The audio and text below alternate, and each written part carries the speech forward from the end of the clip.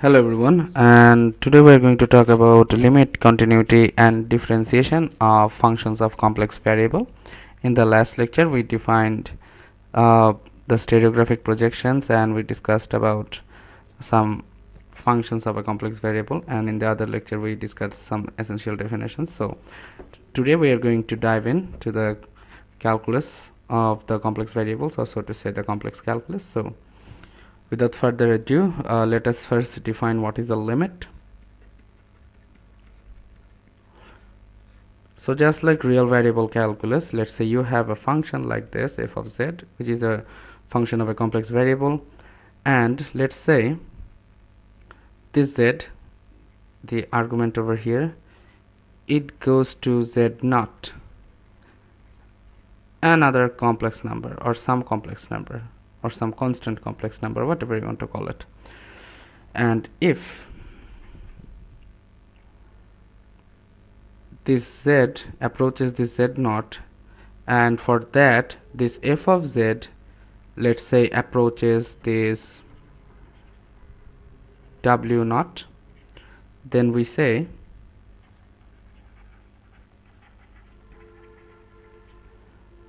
this whole thing in a mathematical term we state it like this, that is limit z goes to z naught, f of z is equals to w.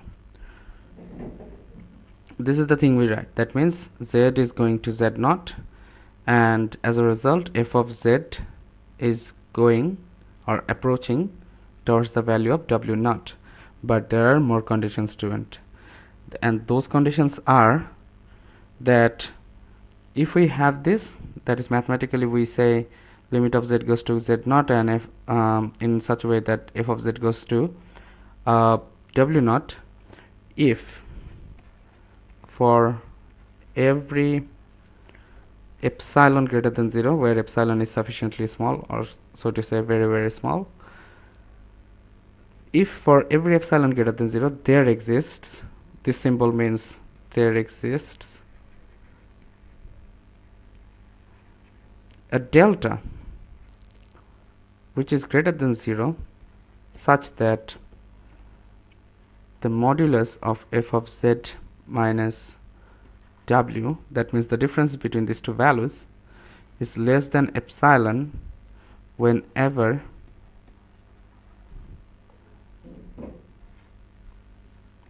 the difference between the values of z and z naught satisfies this equality. So what does this thing mean? Well, this epsilon and delta, both of them are greater than 0, but they are sufficiently small, especially the epsilon itself. Now, when the difference between f of z and w naught is less than this epsilon, then for every epsilon you can find a delta that will satisfy this inequality over here. Let's mark it with a star.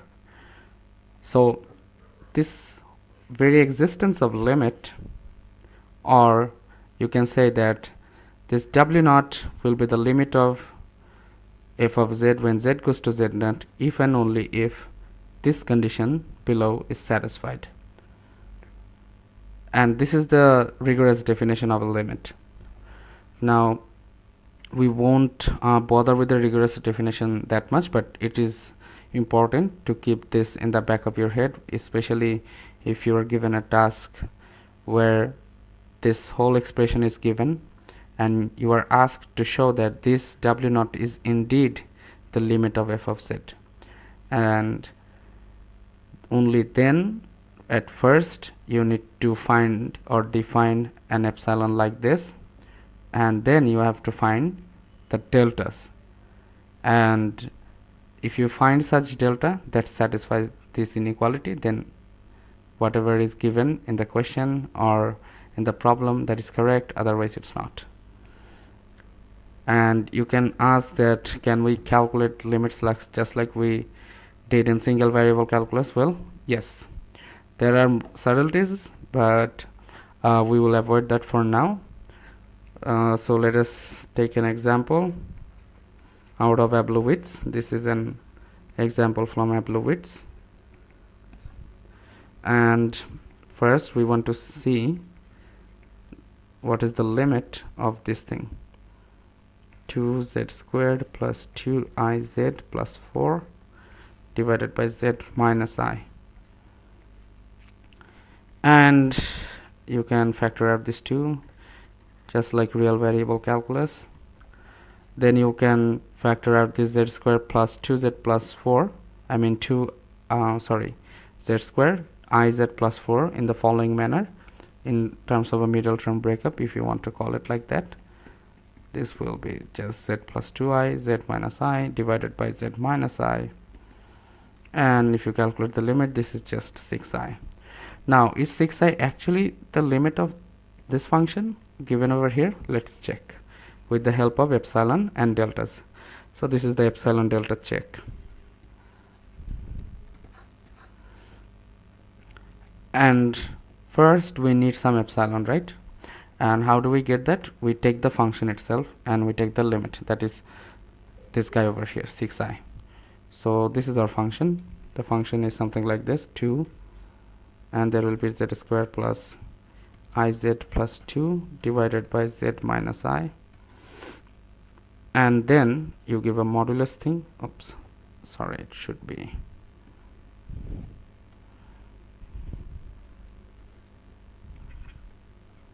minus 6i. This is less than epsilon, right? And now what you can do, you can again factor them out. That means you can use this line over here to simplify things, and what you will get after doing this is that you'll have 2z plus 4iz.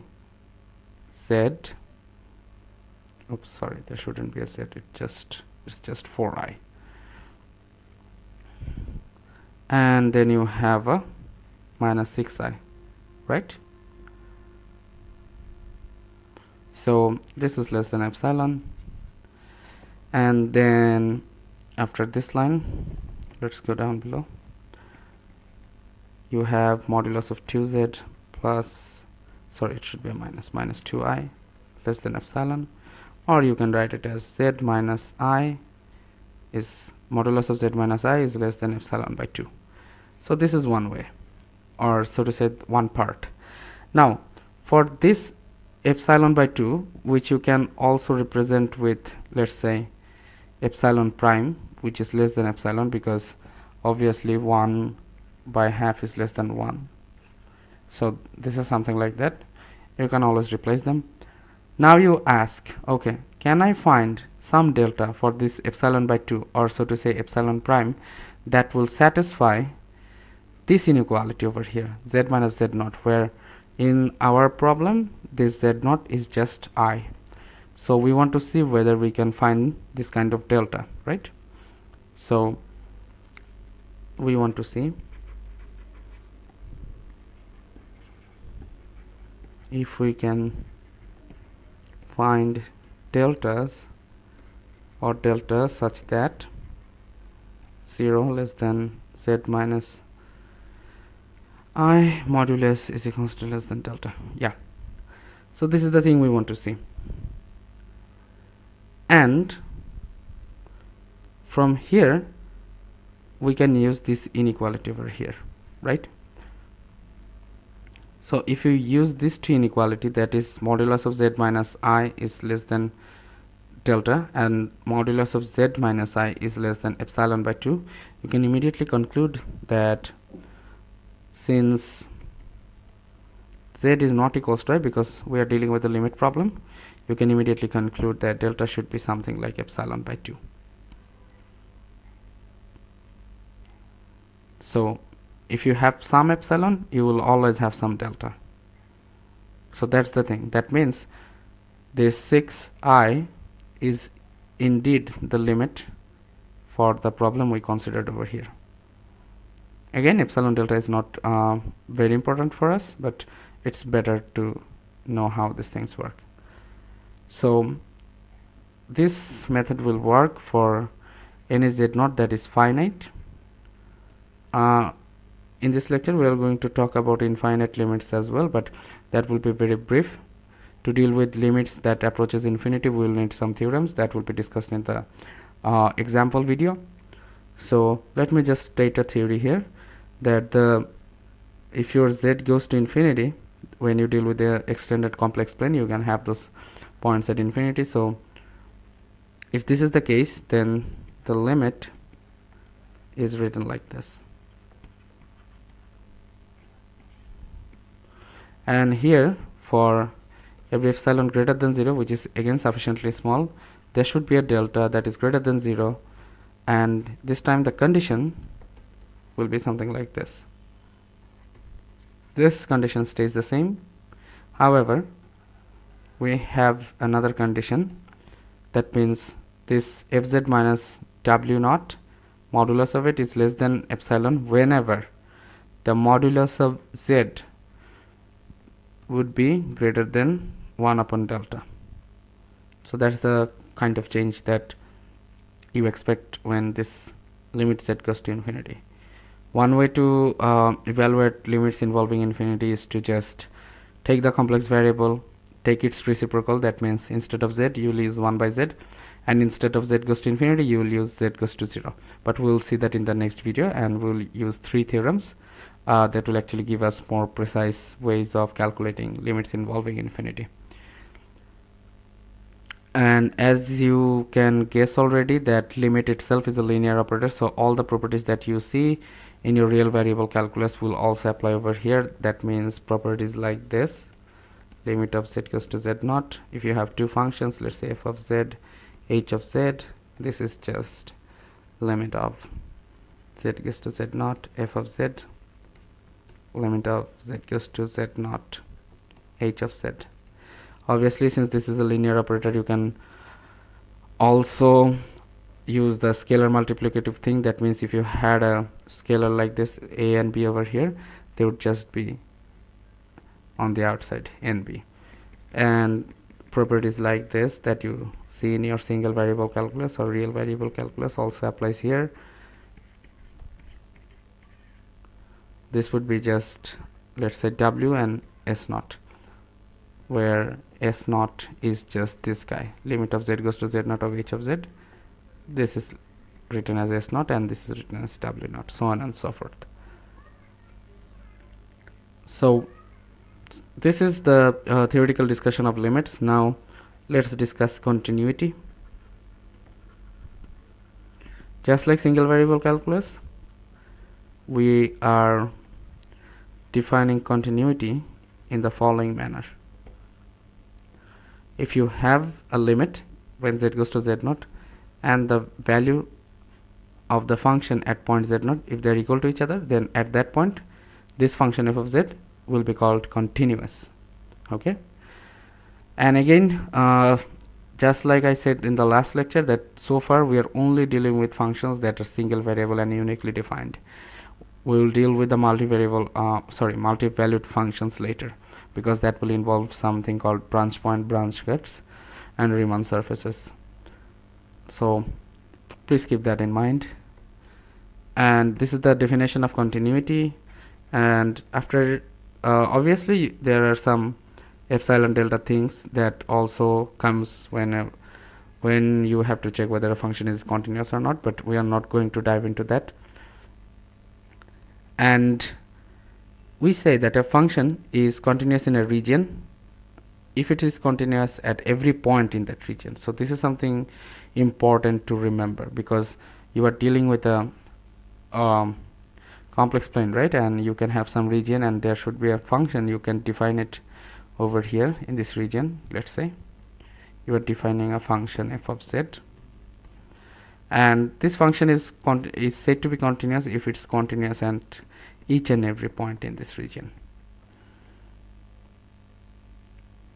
So this is one way to see it, and it's uniformly continuous in a region if it is independent of the point z is equals to z naught. So that is another way of saying that this function is just continuous inside this region.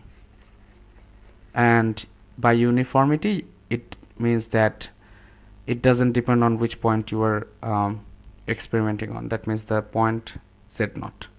Okay, you can easily show that the continuity of a complex function, that means function of a complex variable, if the function is said to be continuous, then the real and imaginary parts of the complex function, that means f of z, implies that it is continuous. That means if you write it like this, f of z is equals to u xy plus I vy xy, sorry, and if these two parts are separately continuous, you can also say that this is continuous. Again, we are not going to the proof, and that will be the theoretical discussion of continuity. And finally, the thing we want to discuss today is that the thing called derivative and differentiability, and let's call it differentiability. Just like real variable calculus, the derivative of a complex function is defined as follows. Let's say you have a function f of z, and you want to find the derivative of that function at some point z0. So this f prime, that means the first derivative with respect to z at point z0, is defined as limit of del z goes to 0, f of z plus del z minus f of z by del z. If this limit exists, sorry, it shouldn't be, yeah, okay, del z goes to 0, yeah, where del z is just z minus z0. So as I was saying, if this limit exists, only then you can say that the function is differentiable at that point z0. Okay, so it is just like all the thing that we see in real variable, but when we are talking about differentiability, we have to keep in mind that we are not working in a one-dimensional plane. Just like I mean by one-dimensional plane, I mean a one-dimensional line, like in real variable calculus, because in real variable you would just move along on the left or right hand side of the x-axis only if you have a function, let's say y is equals to f of x. But here in this complex case, you are dealing with a plane like this, where x and y, both of them can vary simultaneously. So that's why it is important that to make this definition very precise, that means the existence of differentiability actually depends on from where you approach. What I mean is that, let's say you are approaching along the positive x-axis and you find some values for this f prime of z0, and if you approach from the negative z-axis and you find some other value, then that function at that point will not be differentiable. So it is of crucial importance that the direction of approach to z0 should be independent. So let me just write this thing down formally. That is, the derivative only exists, the derivative that means f of z0, f prime of z0 should produce a unique value regardless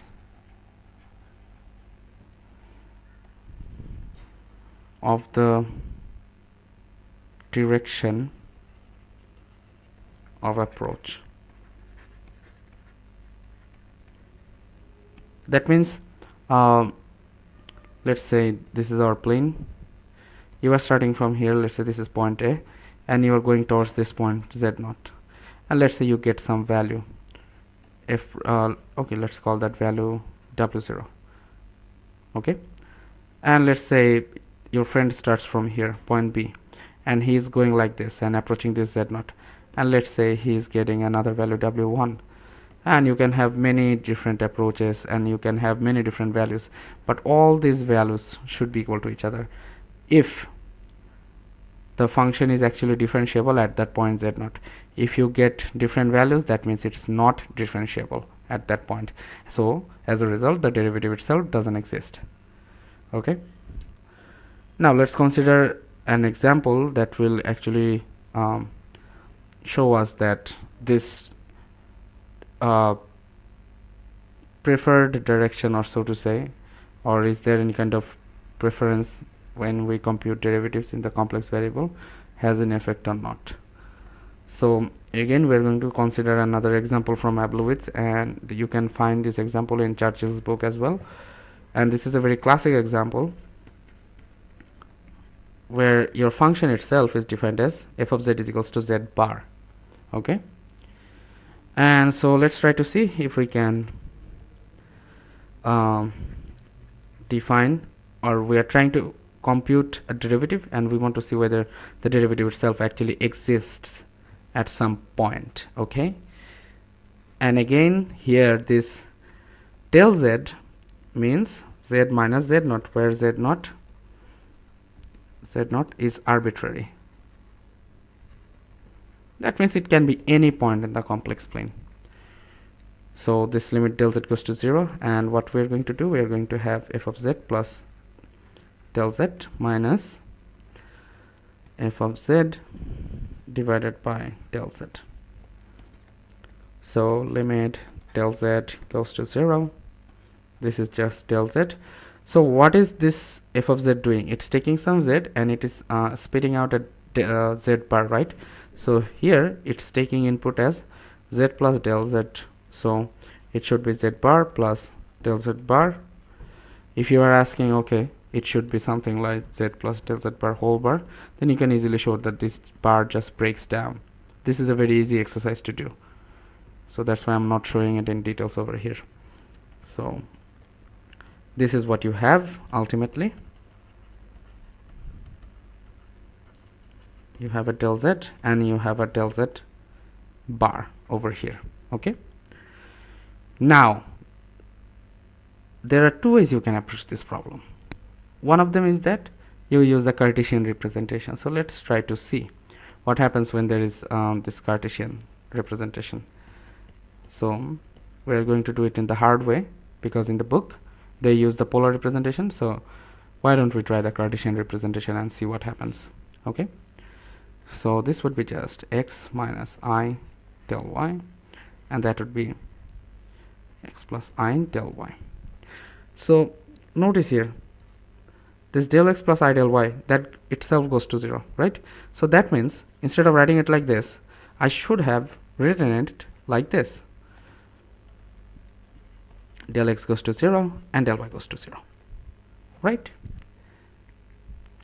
And in the complex plane, this del x and del y, they can be related with each other through some parameters.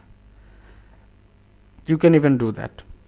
That means let's say you have a curve like this in the complex plane, let's call it gamma, and gamma is some parameter of t, then this would be represented with x of t plus iy of t. But we'll discuss these things in the later lectures, where we will discuss more about integrations and all that.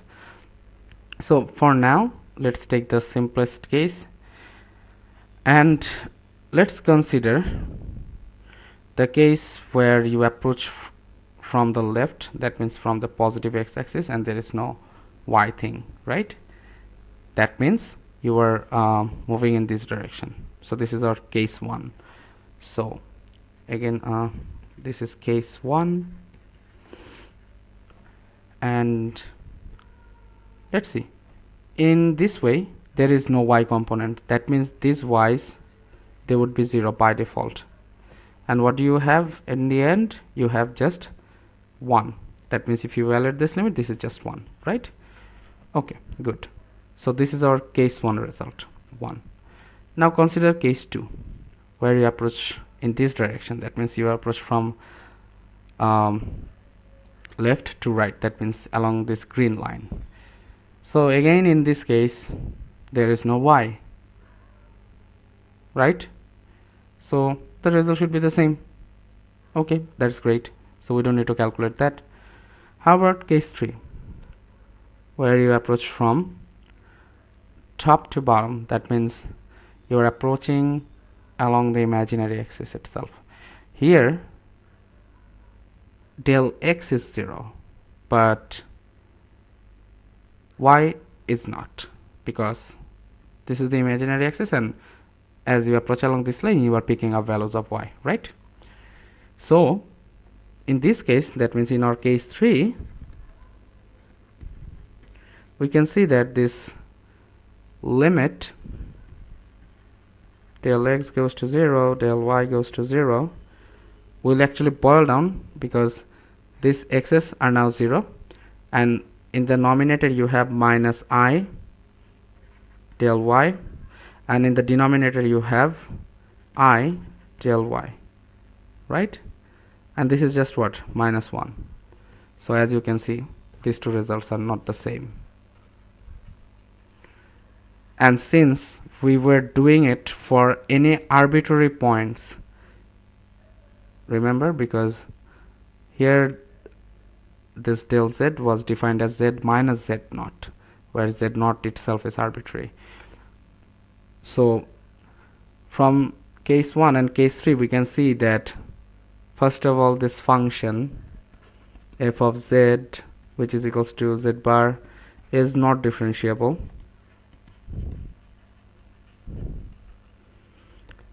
And as a bonus, since we're dealing with an arbitrary point, by denoting the arbitrary point z naught, what we actually did over here is that we proved that this function is not differentiable on anywhere in the complex plane.